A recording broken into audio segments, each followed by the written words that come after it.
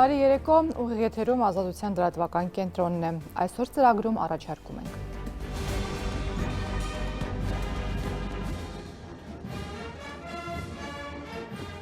Նիկոլ Փաշինյանը Մոսկվայում մասնակցեց հայրենական մեծ պատերազմի 80-ամյակի տոնական շքերթին։ Ադրբեջանի նախագահ Իլհամ Ալիևը նույն ժամերին Շուշիում էր։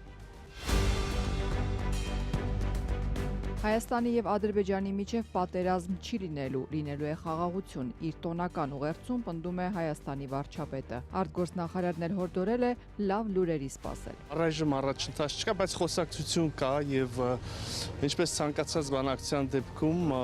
համբերությամբ զինվենք եւ գուցե առաջիկայում լավ նորություններ լինեն։ Հիմա մենք անում ենք առաջին քայլը։ Կհաղթահարենք, թե չենք հաղթահարի հազարբողունանոց ճանապարհը, դա ցույց կտա ժամանակ։ Նիկոլ Փաշինյանի նախկին թիմակից Հովիկ Աղազարյանը հայտարարում է վարչապետին անվստահություն հայտնելու գործընթաց սկսելու մասին։ Վարչապետի իրենց տեխնացուի անունը կհրապարակեն մայիսի 20-ին։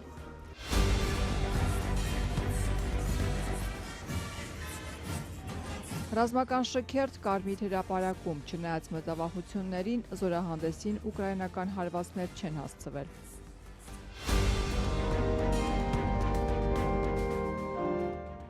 Հռոմի պապ Լեո 14-րդը այսօր այս կարգավիճակում առաջին պատարագն է մատուցել։ Նա կաթոլիկ եկեղեցու բազմադարյա պատմության առաջին ամերիկացի հովվապետն է։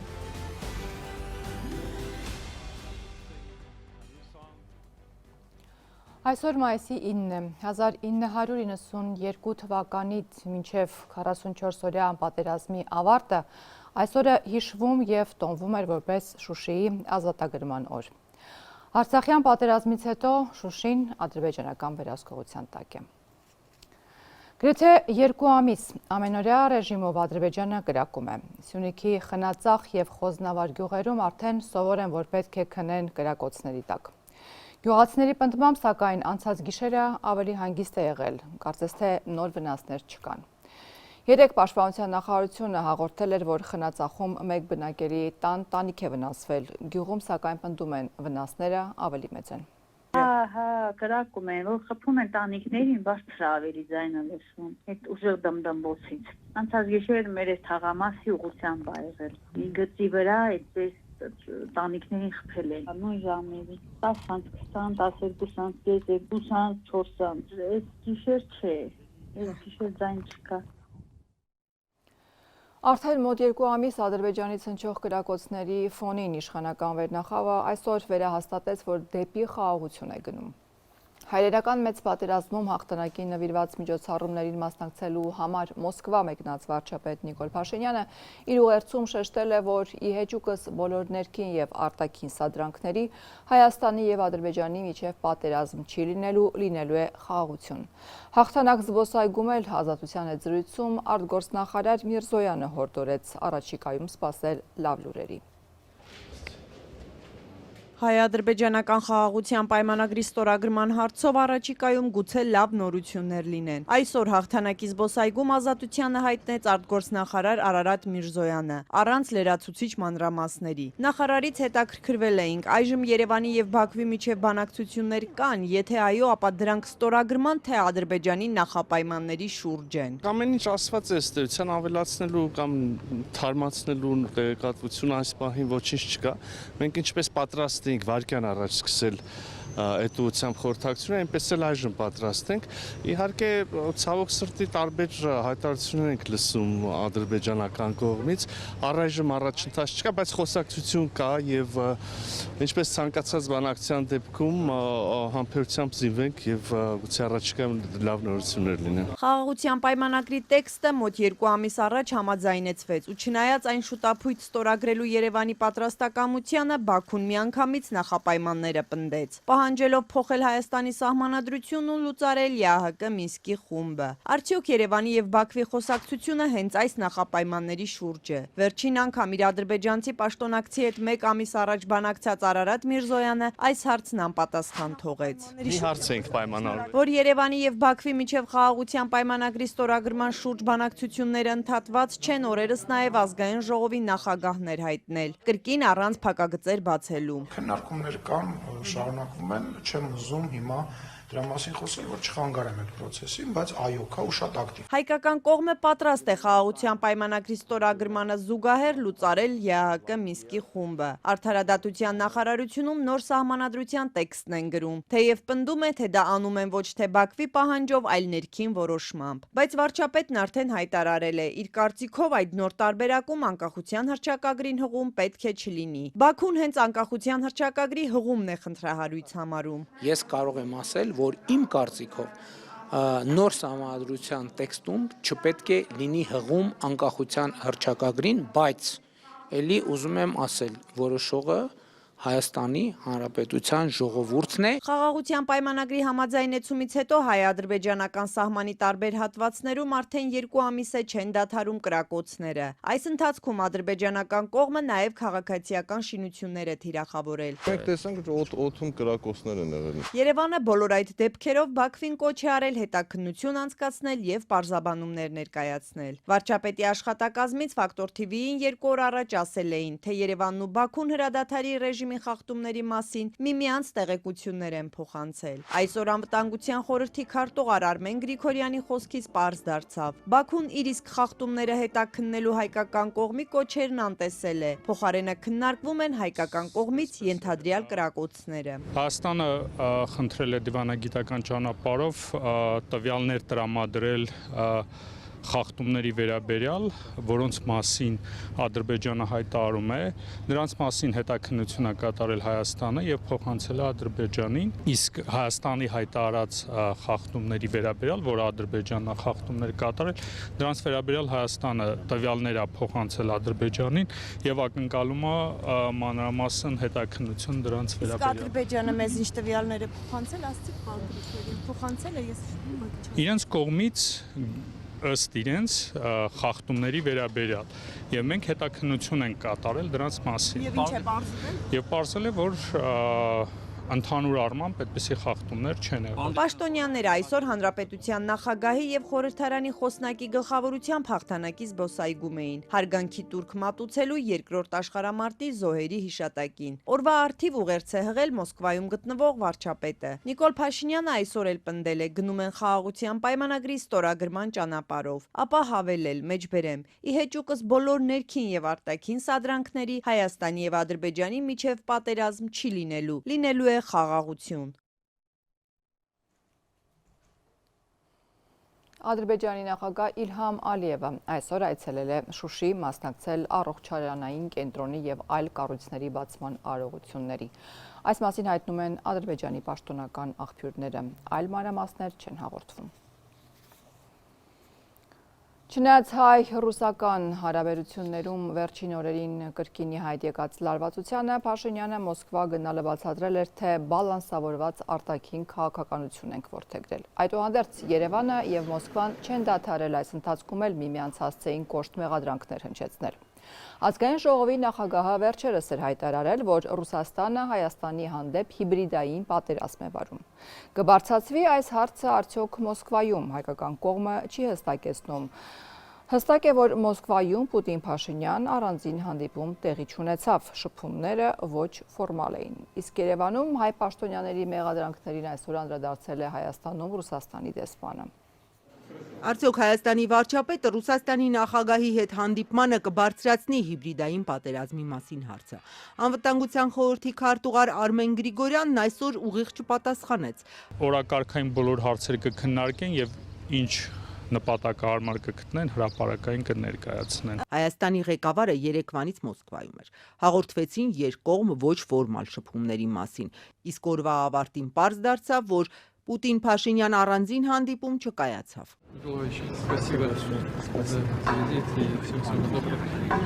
Այո, Հայաստանի հանդեպ տարվում է հիբրիդային պատերազմ, ասեմ, ես զգուշացնեմ, տեղեկացնեմ, կհիշեք հետո խոսքերս, դա 2026 թվականին էլ ավելի ակտիվանալու, նույնիսկ չեմ վախենում այդ բանը բարձրաձայն ասելուց, դա հակառակ ազդեցություն է ունենալու եւ ձեր ասած ենթադրենք X քանակի վարկանիշը, որը որ ունի գործող իշխանությունը,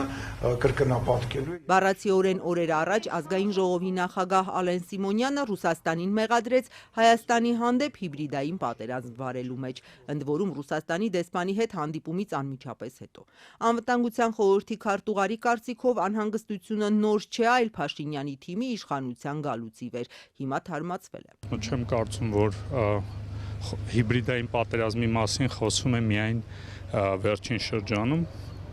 Դրա մասին եւի խոսում է 2018 թվականից։ Мы рассматриваем Армению как братскую нам страну. Ռուսաստանը Հայաստանին դիտարկում է որպես մեր դաշնակից եղբայրական երկիր, որի հետ մենք սերտորեն համագործակցում ենք ու պատրաստ ենք հետագայում եւս կառուցել ու խորացնել մեր հարաբերությունները, այդ թվում ԵԱՏՄ շրջանակներում։ Спикер парламента, вот эти все нападки, оскорбления, ну, правда. Արտգործնախարարության խոսնակ Մարիա Զախարովայի հայտարարությունից հետո, թե Ալեն Սիմոնյանի հարձակումները չեն համապատասխանում խորհրդարանի խոսնակի կերպարին,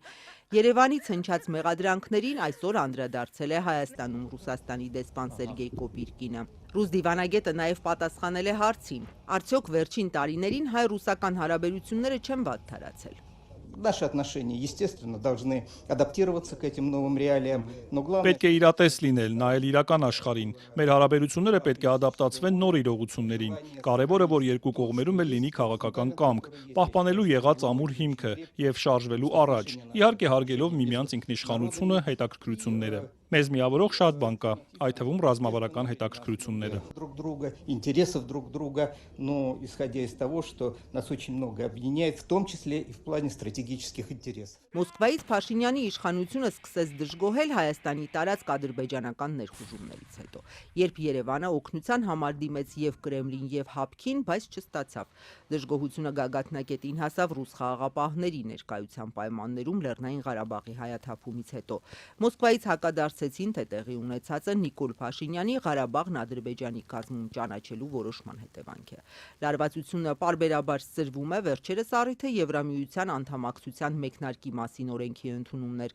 որին Մոսկվան արձագանքեց սվիններով։ Երևանին պարբերաբար լսեցնում են Եվրամիությունն ու ԵՏՄ-ն անհամատեղելի են։ Չնայած Հայաստանի դեմ հիբրիդային պատերազմի մեղադրանքներին, Մոսկվա չմեկնելու արևմուտքի կոչերին, վարչապետ Փաշինյանն ընդունեց նախագահ Պուտինի հրավերն ու Մոսկվայի Կարմիր հրապարակում այսօր մասնակցեց հայրենական մեծ պատերազմում հաղթանակի 80-ամյակի շքերթին։ Բելարուսի նախագահի հետ կողք կողքի։ Անցած տարի Փաշինյանը հայտարարել էր չի այցելի Բելարուս, քանի դեռ այն գլխավորում է Ալեքսանդր Լուկաշենկոն։ Դժգոհ էր Լուկաշենկոյի հայտարարությունից, երբ Բելարուսի նախագահը Ղարաբաղի դեմ Ադրբեջանի ագրեսիան որակել էր որպես մեջբերեմ ազատագրական պատերազմ։ Փաշինյանին ու Լուկաշենկոյին մի քանի անգամ մոսկովյան 2 օրերի միջոցառումների ժամանակ իրար կողքի տեսանք։ Երեք նախագահ Պուտինի անունից մատուցված ճաշին, ապա համերգին, այսօր արդեն Կարմիր հրապարակում։ Նրանց շփումները ֆիքսել են տեսախցիկները։ Ի տարբերություն հաղթանակի 75-ամյակի հոբելյանական շքերթի,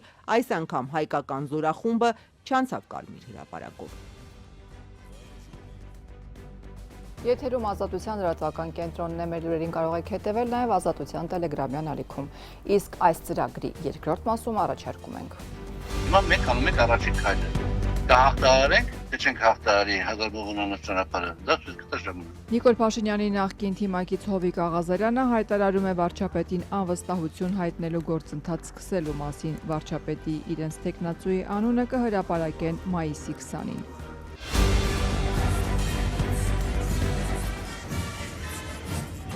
Ռազմական շքերթ Կարմիր հրապարակում, չնայած մտավախություններին, զորահանդեսին ուկրաինական հարվածներ չեն հասցվել։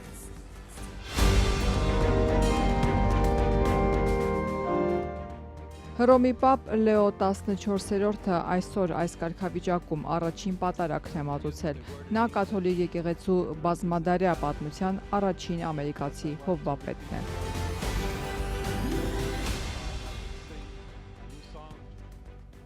Նախ միջազգային մի թեմայի անդրադառնանք եւ սկսենք այսօր Մոսկվայի Կարմիր հրապարակում տեղի ունեցած ավանդական ռազմական շքերթից, որին ներկա էր նաեւ Հայաստանի վարչապետը։ Հաղթանակի օրվան ընթառաջ Ռուսաստանի նախագահը հայտարարել էր Ուկրաինայում միակողմանի հրադադար հաստատելու մասին։ Չնայած դրան, Կիևը տեղեկացնում է, որ վերջին 24 ժամում ռուսական ուժերի ռմբակոծությունները չեն դադարել։ Դոնալդ Թրամփն էլ շտապել է զգուշացնել, եթե հրադադարը չպահպանվի,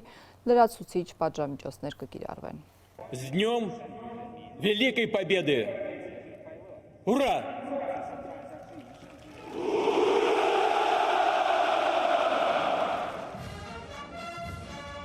Войска Московского гарнизона к параду во знаменовании 80-й годовщины Победы. Ռուսաստանն այսօր նշում է հայրենական մեծ պատերազմում հաղթանակի 80-ամյակը Մոսկվայի Կարմիր հրապարակում անցկացվել է ավանդական ռազմական շքերթը։ Մոտ 2 ժամ տևած միջոցառմանը մասնակցել են 20-ից ավելի երկրի ղեկավարներ, այդ թվում Հայաստանի վարչապետը, մի շարք երկրների ղեկավարներ մերժել են հրավերը, ներառյալ Ադրբեջանի նախագահը։ Կարմիր հրապարակով երթով անցել են զինված ուժերի հետևակային շարաշյունները, նաև ստորաբաժանումներ 13 երկրից, այդ թվում Ադրբեջանից։ Հայաստանի շքերթին ռազմական ստորաբաժանում չի մասնակցել։ Ապա ցուցադրվել է ռազմական տեխնիկան մի մասը առաջին անգամ։ Շքերթին ելույթ է ունեցել նախագահը, հարևան պետության դեմ արդեն 3 տարուց ավելի արյունալի պատերազմ բարող Վլադիմիր Պուտինն ասել է, որ Ռուսաստանը հիշում է երկրորդ համաշխարհային պատերազմի դասերը եւ երբեք չի ընդունի պատմական այդ իրադարձությունների աղավաղումը, դահիճներին արդարացնելու եւ իրական հաղթողներին զրպարտելու փորձերը։ Ռուսաստանը եղել է եւ կշարունակի մնալ անառիկ պատ նացիզմի, ռուսաֆոբիայի եւ հակասեմիտիզմի դեմ։ Մենք կպայքարենք այդ ագրեսիվ կործանարար գաղափարները սատարողների կատարած վայրագությունների դեմ։ Ճշմարտությունն ու արդարությունը մեր կողմից են։ Պուտինն անդրադարձել է նաև Ուկրաինայում պատերազմին, ասելով, թե ողջ երկիրն աջակցում է իր ձևակերպմամբ ռազմական հատուկ գործողության մասնակիցներին եւ հպարտանում նրանց քաջությամբ ու վճռականությամբ։ Շքերթից հետո Կրեմլի ղեկավարը զրուցել է մասնակիցների եւ հյուրերի հետ, շնորհավորել վետերաններին, ապա ծաղիկներ են դրել անհայտ զինվորի գերեզմանին։ Մինչ Մոսկվայում նշում են հաղթանակի օրը, ռուսական զինուժը երկրորդ օրն է խախտում է Պուտինի հայտարարած երրորդյա հրադադարը։ Ուկրաինայի զինուժի փոխանցմամբ վերջին 24 ժամում ռուսական ուժերը հարվածել են հրթիռներով եւ անօդաչուներով, ռմբակոծել մի քանի դիրքեր, ըստ ռուսական կողմի Ուկրաինան, որը չի միացել երրորդյա հրադադարին, եւս հարվածներ է հասցնում, իսկ Կուրսկի եւ Բելգորոդի ուղղությամբ կրկին փորձել է ճեղքել սահմանը։ Մոսկվայի տոնակատարություններին զուգահեռ Եվրոպական միության անդամ երկրների արտգործնախարարներն այսօր Եվրոպայի օրվա առթիվ այցելել են ուկրաինական Լվով, որտեղ հարգանքի տուրք են մատուցել պատերազմի զոհերի հիշատակին։ Եվրոպացի պաշտոնյաները նաև որոշել են ստեղծել միջազգային տրիբունալ, որը Ռուսաստանի ղեկավարությանը պատասխանատվության կենթարկի Ուկրաինայի դեմ կատարած ռազմական հանցագործությունների համար։ Այս դատարանը ստեղծվում է ապագայում համապատասխան դատավճիռ ներկայացնելու համար, պարզաբանել է Ուկրաինայի արտգործնախարարը։ Եվրոպական միության արտգործնախարար Կայա Կալասն էլ ասել է, որ չի հասկանում, թե ինչպես կարող է որևէ առաջնորդ գնալ ու կանգնել Պուտինի կողքին, որն իր զինվորներին ուղարկում է սպանելու այլ զինվորների։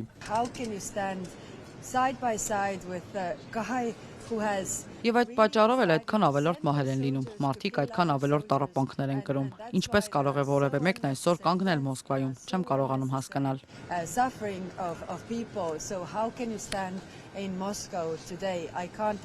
Եվրոպական միությունը նաև որոշել է ռուսական սառեցված ակտիվներից 1 միլիարդ եվրո տրամադրել Ուկրաինային։ Այսօր նաև հայտնի դարձավ, որ վաղը Ուկրաինայում կհանդիպեն այս երկրին աջակցել կամեցող պետությունների ներկայացուցիչները։ Ուկրաինայի նախագահն ասել է, որ այս կոալիցիան պետք է բավականաչափ ուժեղ լինի, որպեսզի կարողանա եվրոպական ընդհանուր տեսլականին համապատասխան անվտանգություն երաշխավորել։ Մինչ այդ հեռախոսով զրուցել էին Ուկրաինայի եւ Միացյալ Նահանգների նախագահները, Վլադիմիր Զելենսկին ավելի ուշ հայտնել էր, որ Դոնալդ Թրամփին ներկայացրել է իրավիճակն առաջնագծում, նաեւ հաստատել Կիևը պատրաստ է բանակցել ցանկացած ձևաչափով։ Սակայն Մոսկվան պետք է ապացուցի, որ լուրջ է տրամադրված եւ համաձայնի լիակատար ու անվերապահ հրադադարին։ Україна готова до повного припинення вогню прямо сьогодні. Ուկրաինան պատրաստ է 30-օրյա հրադադարի նույնիսկ այսօրվանից, սակայն դա պետք է լինի իրական հրադադար։ Հրթիռներով, անօդաչուներով հարվածներ չպետք է լինեն։ Ռուսները պետք է արձագանքեն համապատասխանաբար։ Щоб не було цих сотень штурмів на фронті. Թրամփն իր հերթին սոցցանցում Ռուսաստանին եւ Ուկրաինային կոչ է արել 30-օրյա անվերապահ հրադադար հաստատել, որը ճանապարհ կհարթի դեպի տևական խաղաղություն։ Սպիտակ տան ղեկավարը զգուշացրել է, եթե հրադադարը չպահպանվի, լրացուցիչ պատժամիջոցներ կկիրառվեն։ Հուսով եմ կպահպանվի ընդունելի հրադադար եւ երկու երկրներն էլ պատասխանատու կլինեն այս ուղիղ բանակցությունների ամբողջականությունը հարգելու համար։ Եթե հրադադարը չհարգվի, Միացյալ Նահանգներն ու նրա գործընկերները լրացուցիչ պատժամիջոցներ կկիրառեն։ ԱՄՆ փոխնախագահն իր հերթին Fox News-ին տված հարցազրույցում ասել է, թե կարևոր է, որ Ռուսաստանն ու Ուկրաինան սեփական հստակ ծրագրերով մասնակցեն Միացյալ Նահանգների հետ բանակցություններին, ապա դարձյալ զգուշացրել Վաշինգտոնը դուրս կգա գործընթացից, եթե պարզվի, որ Մոսկվան անբարեխիղճ բանակցություններ է վարում։ Եթե դա տեղի ունենա, այո, մենք դուրս կգանք գործընթացից եւ դա կնշանակի, որ թե Ռուսաստանը, թե Ուկրաինան այս խնդիրը լուծելու հարցում կմնան միայնակ, առանց ԱՄՆ-ի խորհուրդների եւ միջնորդության։ Ջեյ Դանիելսը նաև նշել է, Վաշինգտոնի համար սպասելի էր, որ Մոսկվան սկզբում չափազանց մեծ պահանջներ կներկայացնի խնդրի կարգավորման դիմաց, սակայն Ռուսաստանը չի կարող ակնկալել, որ իրեն կհանձնեն տարածքներ, որոնք դեռ չի նվաճել, ասել է ԱՄՆ փոխնախագահը։ Հայրենական մեծ պատերազմին մասնակցած 600,000 հայերից միայն կեսը վերադարձավ ռազմաճակատից։ Հատկապես այսօրը պատերազմի վետերանները շտապում են պահարանից հանել խնամքով պահված զինվորական համազգեստը, փայլեցնել մեդալները և տրվել հիշողություններին։ Վետերանների թիվը տարեստարի կրճատվում է։ Լոռու մարզում այսօր հայրենական մեծ պատերազմի միայն մի քանի մասնակից է մնացել։ Ազատությունը այցելել է նրանցից մեկին Վանաձորի արվեստի քոլեջում դասավանդող 95-ամյա Վլադիմիր Ռապացկուն։ Մունդիր одену։ Վանաձորում մնացած հատուկենտ վետերաններից մեկն է 95-ամյա Վլադիմիր Ռապացկին։ Այսօր հայրենական պատերազմում տարած հաղթանակի 80-ամյակի արդիվ հուշարձանի տարածք է շտապում։ Պահարանից հանեց զինվորական համազգեստը զարդարված տասնյակ մեդալներով ու շքանշաններով։ Ժամանակի փոշին սրբում ու ամեն մի շքանշանի հետ կարծես փայլում է հիշողությունը։ Я награжден боевой медалью, которая у меня висит. Հպարտանում է իր յուրաքանչյուր պարգևով, մարտականից մինչև Հայաստանի ու Ռուսաստանի կառավարությունների կողմից տարբեր ժամանակներում ստացած մեդալներ ու շքանշաններ են։ Медаль за победу над фашистской Германией. Ամեն մեկը մի պատմություն ունի ինչպես մարդիկ։ Ռապացկին վաղ տարիքից որբացել ու դեռ 13-14 տարեկանում ուղիղ ռազմաճակատ է հասել։ Պատերազմը մանկություն չէր հարցնում, ասում է նա։ Մանկատանը հասցրել է սիրել երաժշտական գործիքները, հատկապես շեփորը։ Корнет это родственник шипора, тоже трубы. Ռազմի դաշտում էլ զինվորական նվագախմբում է նվագել, երբեմն փամփուշտների փոխարեն նոտաներ է հաշվել, եթե ոչ զինվորներին սնունդ էր հասցնում։ Նվագախմբում ամենակրտսերն էր։ От Харькова до Вены дошел. Первый украинский фронт, 22-я гвардейская мотострелковая дивизия. Պատմում է, իր մասնակցությամբ խումբը Խարկովից մինչև Վիեննա բոլոր գրավված բնակավայրերով են անցել, հաղթանակի ճանապարհը նոտաներով գծել։ Ոգեշնչում էին տեղացիներին, հիշում է։ 95-ամյա երաժիշտը մինչև այսօր էլ դասավանդում է Վանաձորի արվեստի քոլեջում։ Ավելի վաղ Վանաձորում ղեկավարել է զինվորական նվագախումբը։ Առույգ է, տարիքը իրեն չի խանգարում։ Գերազանց տարբերում է բոլոր ճիշտ ու սխալ հնչած նոտաները։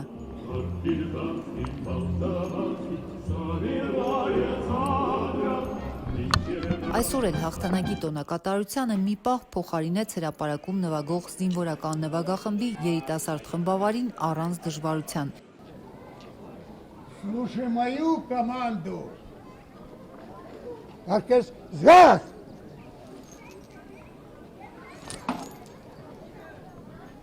Как до Григория. Марш Арарат. Так.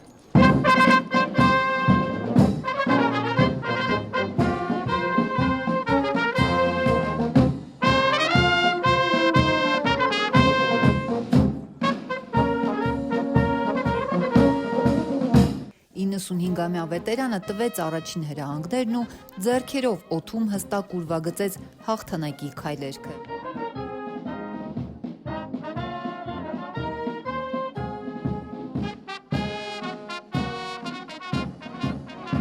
Ազատ։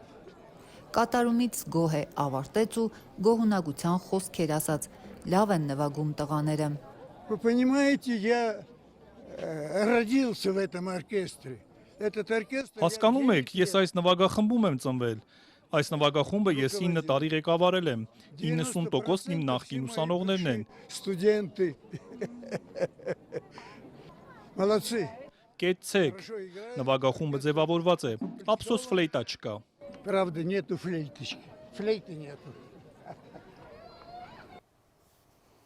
Իսկ Գյումրիի նորընտիր քաղաքապետը հաղթանակի 80-ամյակի միջոցառումը ռուսական ռազմաբազայի հետ միասին էր կազմակերպել։ Ուշագրավ է, որ ողջ տոնակատարության ընթացքում Ղուկասյանը ռուսերեն էր խոսում, իսկ մարզային իշխանությունները գերադասել էին այսօրվա միջոցառմանը ընդհանրապես չմասնակցել։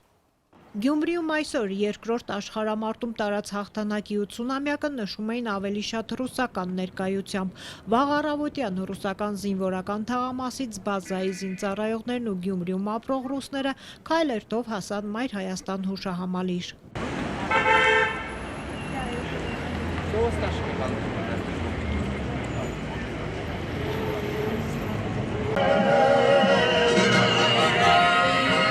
Իսկ այստեղ ռուսական ռազմաբազան, ռուսական «Կատյուշա» երգի ներքո զինվորական տեխնիկայի ցուցադրություն էր կազմակերպել։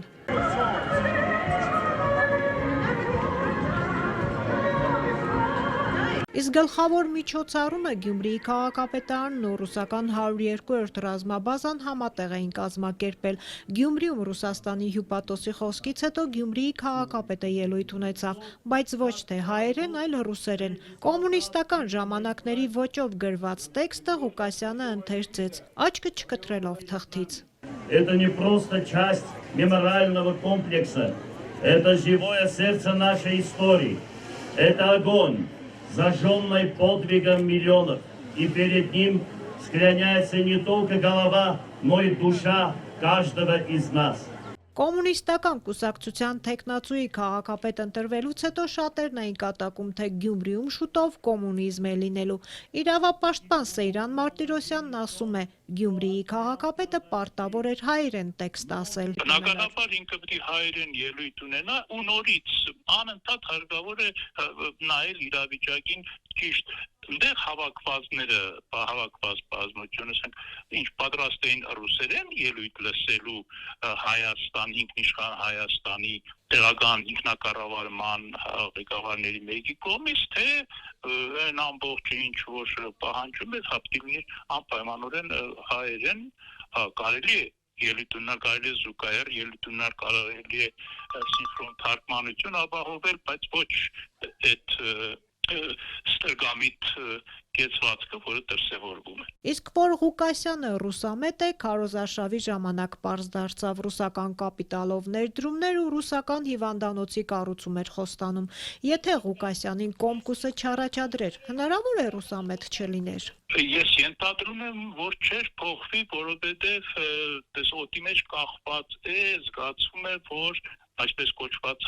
թափուկ ուժի կիրառմամբ ազդեցությունը ավելացնելու, իսկ ազդեցությունը ավելացնելու ամենահարմար վայրը եւ միջավայրը Գյումրին է, նախ եւ առաջ կապված ռազմաբազայի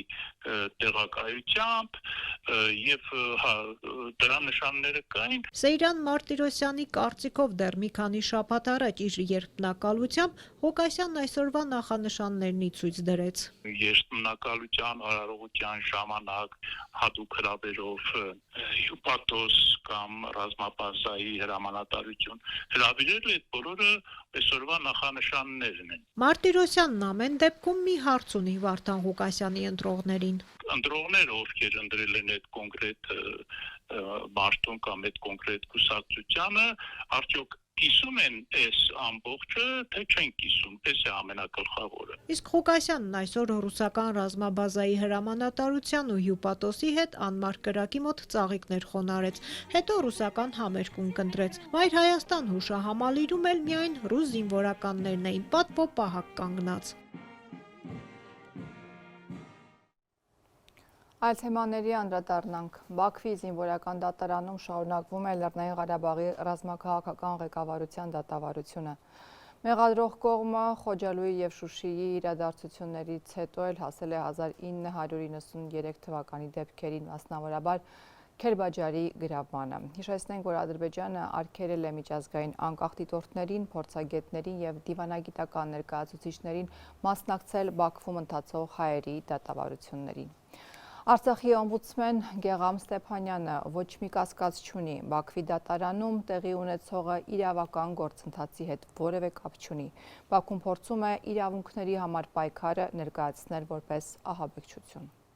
Այդ շինծու դատավարությունները նախորդ պլանավորված, պատրաստված բեմադրություններ են, այդ թվում նաև տարբեր մարդկանց ներգրավումը, տարբեր լինեն ադրբեջանցիներ, եղել են նաև դեպք, երբ որ Արցախում մնացած հայերից են բերել, որոնք կոնկրետ եկել եւ ցուցմունք են տվել, վկայություն են տվել պատանդների դեմ։ Այսինքն մարդիկ, ովքեր որևէ առնչություն կամ որևէ ձևով կապ չունեն այդ ամեն ինչի հետ, բերում կանգնեցնում են դատարանի առաջ եւ հստակ տեքստով, հստակ պատրաստված որ կան ու ասեն այն ինչ որ հաճելի է ադրբեջանական իշխանությունների քիմքին, այս process-ում դատավորներն են իրենց դերը խաղում եւ բերված ցուցադրվող այդ ցուցմունք տվողները, վկայություն տվողներն են իրենց դերը խաղում եւ այսպես կոչված հանրային պաշտպաններն են իրենց դերը խաղում եւ դատախազներն են իրենց դերը խաղում, այսինքն աբսուրդային մի իրավիճակ է։ Բաքվի բանտերում այժմ 23 հայ է պահվում, նրանցից մի քանիսը արդեն իրավապաշտպանների կողմից կեղծ որակված դատավճիռներով են բանտախցերում։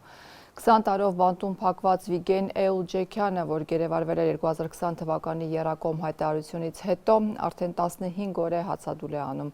Քիչ առաջ տեղեկացանք Լիբանանում ապրող նրա կնոջից։ Հայ գերու պահանջը մեկն է՝ կապ հաստատել կնոջ եւ երեխաների հետ։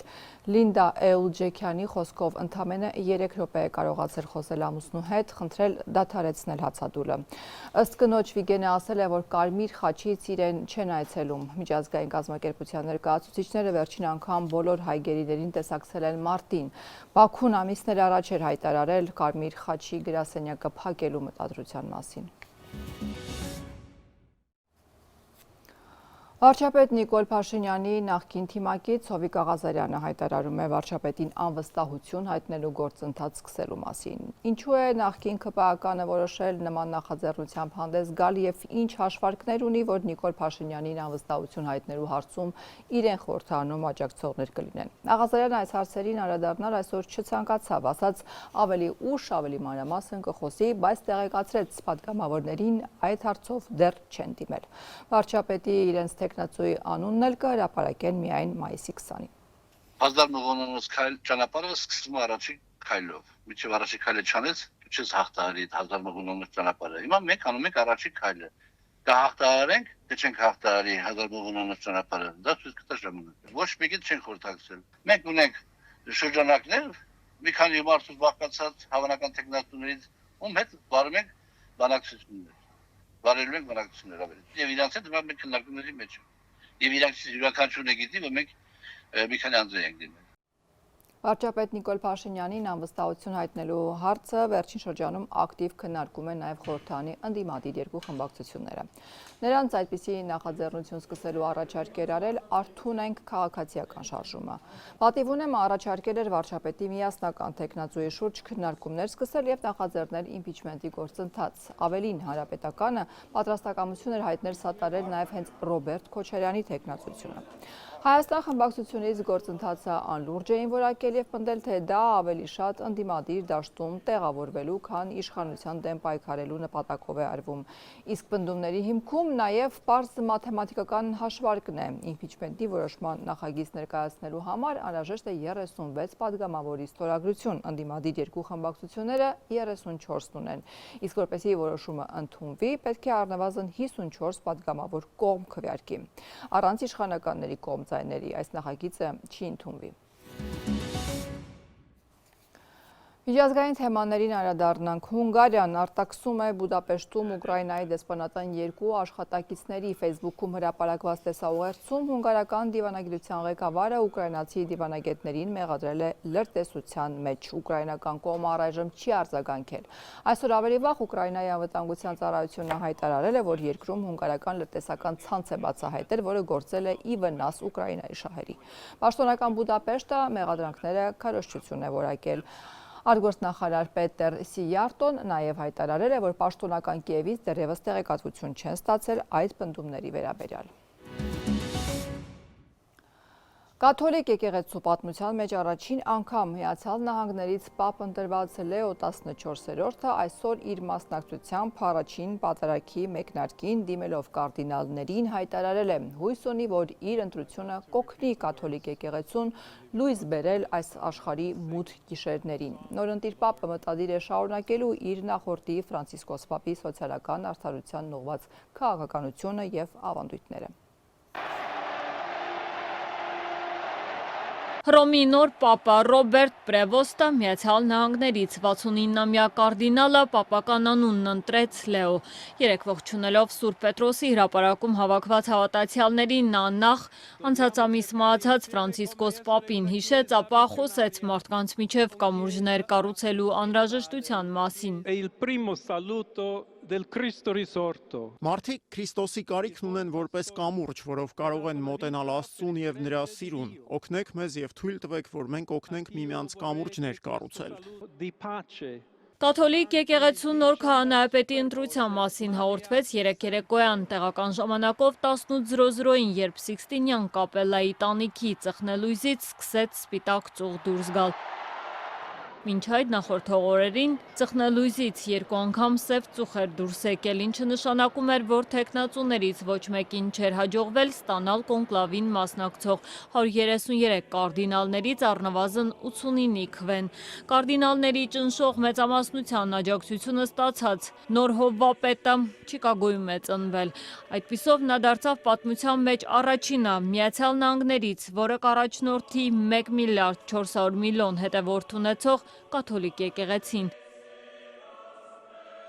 Լեո 14-րդը կյանքի մեծ մասն անցկացրել է Պերուում որպես միսիոներ եւ ունի նաեւ այդ երկրի քաղաքացիություն։ Նա կարդինալ է դարձել ընդամենը 2 տարի առաջ եւ չէր համարվում կաթոլիկ եկեղեցու առաջնորդի հավանական թեկնածուներից։ Մամուլը նկատում է, որ Ռոբերտ Պրևոստը հազվադեպ էր շփվում լրագրողների հետ եւ խուսափում էր հրապարակային ելույթներից։ Միաժամանակ ըստ Վատիկանին մոտ կանգնած աղբյուրների նա վայելում էր Ֆրանցիսկոս Պապի համակրանքը եւ նրա որոշմամբ էլ անցած տարիներին գլխավորեց ամբողջ աշխարհում կաթոլիկ քահանաների եւ եպիսկոպոսների նշանակման համար պատասխանատու գրասենյակը։ Բացի այդ նա ղեկավարում էր Լատինական Ամերիկայի գործերով պապական հանձնաժողովը, մի տարածաշրջան, որն ունի կաթոլիկների ամենամեծ թիվը։ Ֆրանցիսկոս Պապի մահից հետո քննարկվող հիմնական հարցերից մեկն այն էր, թե արդյոք նրան փոխարինող առաջնորդը կշարունակի նախորդի առաջադիմական սոցիալական արդարության